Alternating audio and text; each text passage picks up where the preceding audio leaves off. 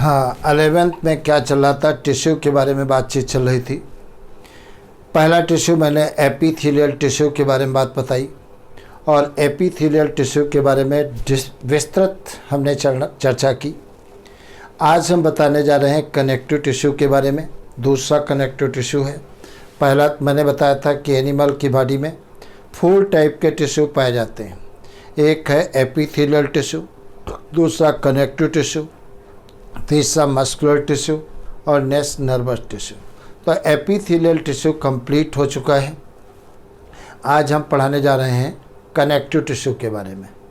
कभी भी क्वेश्चन पूछ लिया जाए कि बॉडी के अंदर कौन सा टिश्यू सबसे ज़्यादा मात्रा में पाया जाता है, तो सीधा सा आपका आंसर होगा कनेक्टिव टिश्यू सबसे ज़्यादा मात्रा में पाया जाता है। नाम से ही ऐसा लगता है चीज़ों को ये आपस में कनेक्ट करता है, चीज़ों को आपस में कनेक्ट करता है। तो थोड़ा डेफिनेशन इसकी नोट कर लेना। कनेक्टिव टिश्यू में this tissue is specialize to connect various body organ to each other. Example, it connect 2 or more bones to each other, muscle to bone,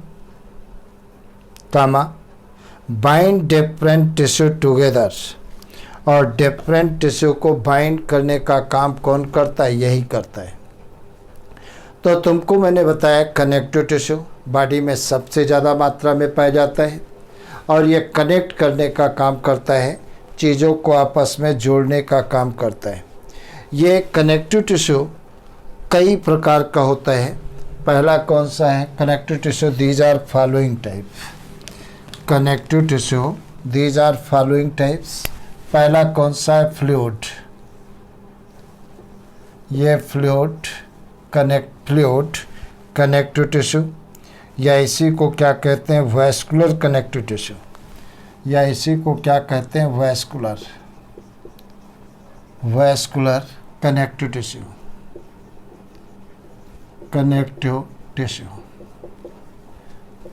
vascular connective tissue कहते हैं, चाहे fluid connective tissue कहें, चाहे vascular connective tissue कहें, दोनों बातें एक होती हैं।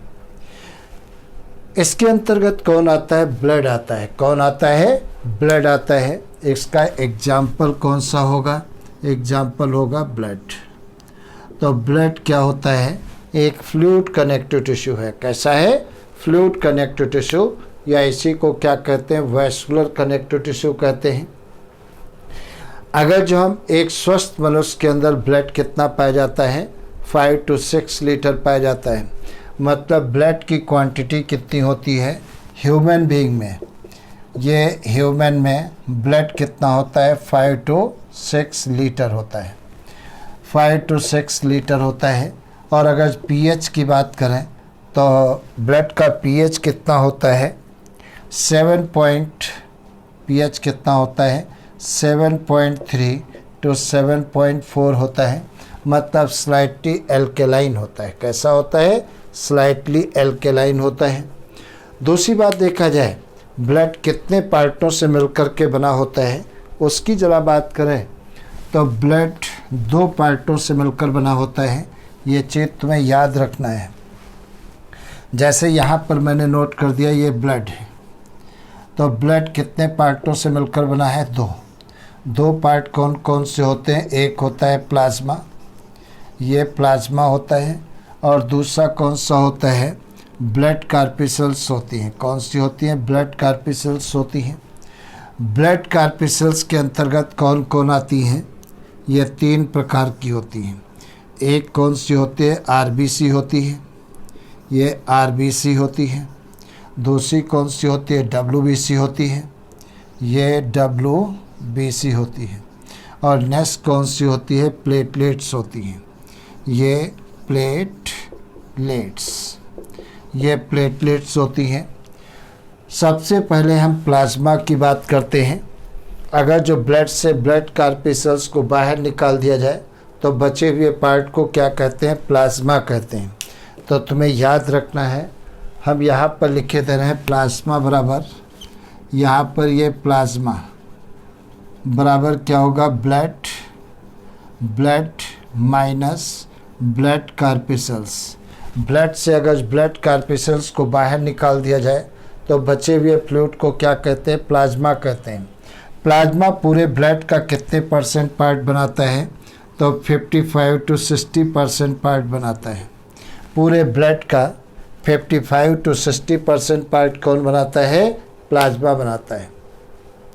प्लाज्मा के अंदर 92% क्या पाया जाता है, मतलब 91 से 92% क्या पाया जाता है, वाटर पाया जाता है। और 7 to 8%, ये 7 to 8% प्लाज्मा प्रोटीन पाई जाती है। ये प्लाज्मा प्रोटीन पाई जाती है। और 1% क्या पाए जाते हैं, वेस्ट मटेरियल पाए जाते हैं, इनऑर्गेनिक साल्ट पाए जाते हैं, गैसें पाई जाती हैं, हार्मोन्स पाए जाते हैं, विटामिन्स पाए जाते हैं। ये सब 1% पे पाए जाते हैं। सबसे पहले हम प्लाज्मा प्रोटीन की बात करने जा रहे हैं। प्लाज्मा प्रोटीन की बात करें तो प्लाज्मा में 3 प्रकार की प्रोटीन होती हैं। प्लाज्मा में प्रोटीन कितने प्रकार की होती हैं, 3 टाइप की होती हैं। एक देखा जाए कौन सी होती है, एल्बुमिन होती है। एल्बुमिन प्रोटीन होती है। ये एल्बुमिन प्रोटीन क्या काम करती है, ब्लड कोलाइडल ऑस्मोटिक प्रेशर बनाती है। तो कभी भी क्वेश्चन पूछा जाए ब्लड के अंदर ब्लड कोलाइडल ऑस्मोटिक प्रेशर कौन बनाता है, एल्बुमिन प्रोटीन बनाती है। कौन सी प्रोटीन, एल्बुमिन प्रोटीन बनाती है। और एल्बुमिन प्रोटीन की सिंथेसिस कहाँ पर होती है, लीवर में होती है। कहाँ होती है, लीवर में। दूसरी कौन सी होती है, दूसरी होती है फाइब्रिनोजन प्रोटीन होती है। ये फाइब्रिनोजन प्रोटीन होती है, फाइब्रिनोजन प्रोटीन होती है। ये प्रोटीन भी कहाँ पर बनती है, लीवर में बनती है। और ये ब्लड क्लॉटिंग के लिए बहुत आवश्यक होती है। अगर फाइब्रिनोजन प्रोटीन नहीं होगी तो हमारा ब्लड क्लॉट नहीं करेगा। ध्यान रखना, तो ब्लड क्लॉटिंग के लिए फाइब्रिनोजन प्रोटीन का पाया जाना बहुत ही ज़रूरी होता है। और इस प्रोटीन का फॉर्मेशन कहाँ पर होता है, लीवर में होता है। नेक्स्ट प्रोटीन कौन सी होती है, ग्लोबुलिन होती है। ये ग्लोब्यूलिन होती है। और इस प्रोटीन का फॉर्मेशन कहाँ पर होता है, प्लाज्मा सेल करती है। कौन करता है, प्लाज्मा सेल करती हैं।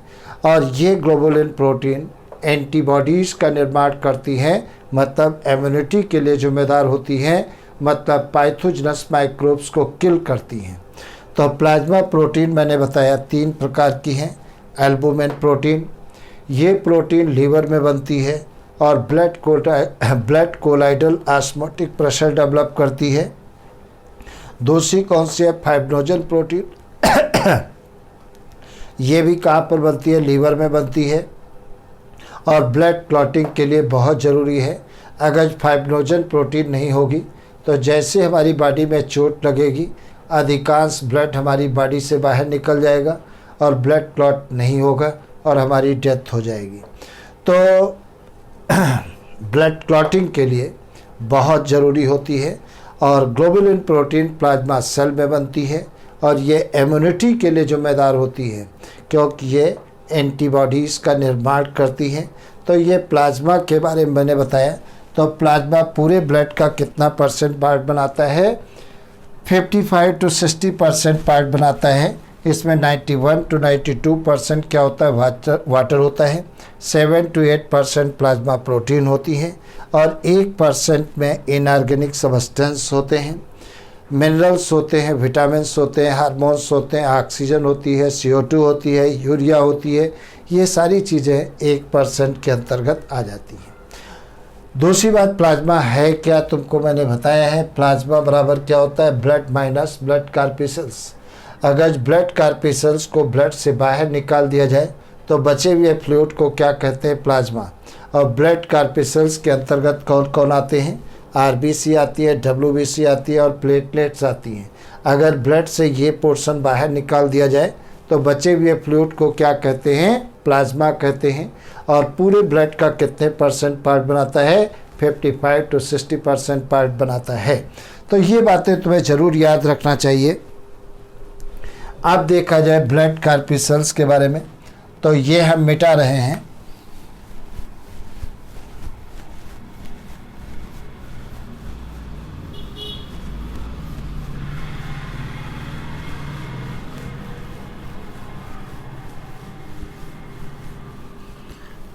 अब ब्लड कार्पिसल्स पूरे ब्लड का कितने % पार्ट बनाती हैं, 45 to 40% पार्ट बनाती हैं। अब ब्लड कार्पिसल्स में मैंने बताया है 3 प्रकार की होती हैं। पहली कौन सी है, आरबीसी को क्या कहते हैं, रेड ब्लड कार्पिसल्स कहते हैं। क्या कहते हैं, रेड ब्लड कार्पिसल्स कहते हैं। इन्हीं को क्या कहते हैं, इरिथ्रोसाइट भी कहते हैं। चाहे रेड ब्लड कार्पिसल्स कहें चाहे इरिथ्रोसाइट कहें, दोनों बातें एक होती हैं। आरबीसी जो मैमल्स के अंदर होती हैं उनमें न्यूक्लियस नहीं पाया जाता है। मैमल्स की आरबीसी के अंदर न्यूक्लियस नहीं पाया जाता है। केवल 2 ही मैमल्स ऐसे हैं जिनकी आरबीसी में न्यूक्लियस पाया जाता है। वो 2 मैमल्स कौन कौन से हैं, एक कैमल है और दूसरा लामा है। कैमल और लामा 2 मैमल्स ऐसे हैं जिनकी आरबीसी में न्यूक्लियस पाया जाता है और किसी की भी आरबीसी में न्यूक्लियस नहीं पाया जाता है। ह्यूमन में मेल के अंदर लगभग 54 लाख पर क्यूबिक मिलीमीटर ब्लड में आरबीसी पाई जाती है। कितनी, 54 लाख पर क्यूबिक मिलीमीटर ब्लड में पाई जाती हैं। अगर जो हम फीमेल की बात करें तो 46 लाख पर क्यूबिक मिलीमीटर ब्लड में पाई जाती हैं। मतलब फीमेल में आरबीसी का नंबर कम होता है और मेल में आरबीसी का नंबर ज़्यादा होता है। ह्यूमन में आरबीसी कैसी होती है, बाइकॉन्केव होती हैं। बाइकॉन्केव होती हैं मतलब बीच का पोर्शन कैसा होता है, पिचका हुआ होता है। इस प्रकार से ह्यूमन की आरबीसी कैसी होती है, बाइकॉन्केव होती है। आरबीसी जिस मेम्ब्रेन के द्वारा बाउंडेड होती हैं उसे क्या कहते हैं, डोनेंस। इसे क्या कहते हैं, डोनेंस मेम्ब्रेन कहते हैं। मेम्ब्रेन कहते हैं। अब देखा जाए क्या होता है इसका, अगर जो हम थिकनेस देखते हैं तो 2 माइक्रोन होता है और अगर डायमीटर देखते हैं तो 7.5 to 8 माइक्रोन होता है। मतलब 7.5 to 8 माइक्रोन होता है। दूसरी बात तो बताएं, इसके अंदर आरबीसी के अंदर हीमोग्लोबिन के मॉलिक्यूल पाए जाते हैं। हीमोग्लोबिन के मॉलिक्यूल पाए जाते हैं और इन्हीं हीमोग्लोबिन मॉलिक्यूल के कारण ही आरबीसी कैसी दिखाई देती हैं, रेड कलर की दिखाई देती हैं। कैसी दिखाई देती हैं, रेड कलर की दिखाई देती हैं। और हीमोग्लोबिन ऑक्सीजन को अपने साथ बाइंड करता है और क्या बनाता है, ऑक्सी हीमोग्लोबिन बनाता है। मतलब एक हीमोग्लोबिन मॉलिक्यूल, मैंने क्या बताया, एक हीमोग्लोबिन मॉलिक्यूल 1 Hb ऑक्सीजन के कितने 4 मॉलिक्यूल को बाइंड करता है और बाइंड करके क्या बनाता है, HbO2 का होल 4 बनाता है। इसे क्या कहते हैं, ऑक्सी हीमोग्लोबिन कहते हैं। हीमोग्लोबिन कहते हैं, ऑक्सी हीमोग्लोबिन कहते हैं। तो एक हीमोग्लोबिन मॉलिक्यूल ऑक्सीजन के कितने मॉलिक्यूल को बाइंड करता है, 4 मॉलिक्यूल को बाइंड करता है। तो आज इतना रखते हैं, फिर उसके बाद अगली क्लास में पढ़ाते हैं। चैनल को लाइक कर लीजिए, सब्सक्राइब कर लीजिए और बेल आइकन प्रेस कर लीजिए, जैसे जो भी हम लेक्चर डालते हैं वो आप तक पहुंचता रहे। ठीक है, और खूब पढ़ाई करिए। कोई चीज़ समझ में नहीं आती है, कमेंट बॉक्स के अंदर आप कमेंट कर दीजिए, हम उनकी प्रॉब्लम आपकी दूर करेंगे। और खुद पढ़ाई करिए, अपने दोस्तों को भी बताइए जिससे उनका भी भला हो। ठीक है, क्यों, जब तुम दूसरों के बारे में सोचोगे, उन्नति के बारे में सोचोगे, तो भगवान तुम्हारी उन्नति के बारे में सोचेगा। इसलिए खूब बताइए जिससे तुम्हारा भी कल्याण हो और उन बच्चों का भी कल्याण हो जिन बच्चों को इस चैनल के बारे में नहीं मालूम है, A to Z her chapter के बारे में हम डिटेल पढ़ा रहे हैं, विस्तार से पढ़ा रहे हैं। Best of luck.